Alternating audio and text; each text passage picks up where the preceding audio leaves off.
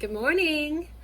All right, so we are on day 2 of Life is an Adventure with God. And today we are working on Hebrews 11:13, and that states, all these people were still living by faith when they died. They did not receive the things promised. They only saw them and welcomed them from a distance, admitting that they were foreigners and strangers on earth. You know, faith is the glue that holds everything together. And sometimes it seems that things are going to take or taking way longer than what we expected. But what we have to understand is if we are focusing on what we want in life and not what God wants for us, then we are not going to see the adventures that He has planned for us. We're going to miss out on that. And in Hebrews 11, God talks about the faith of Enoch and Abel, and He talks about Noah and Abraham and Sarah, and how they all had to, remain faithful and wait on His timing.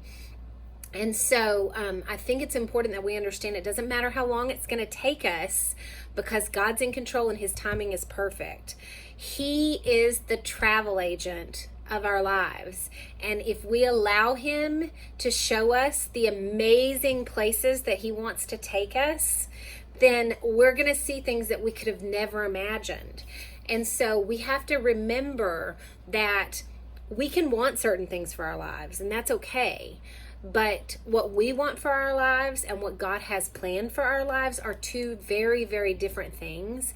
And if we allow Him to do what He plans for our life and be that travel agent, then we're going to see much more amazing things that we couldn't have imagined.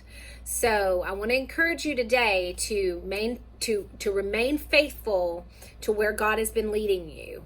And if you feel like it's taking too long, or you feel like you just don't think you're ever going to get there, understand that so did a lot of these people in Hebrews 11 that God talks about. They felt like it was never going to happen. But the truth is that it did.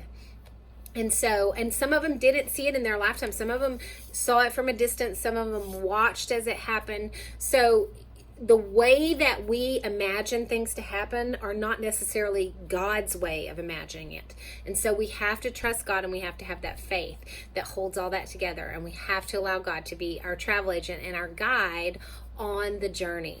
So I want to encourage you today to let go and let God. You guys have a great day, and we'll see you tomorrow.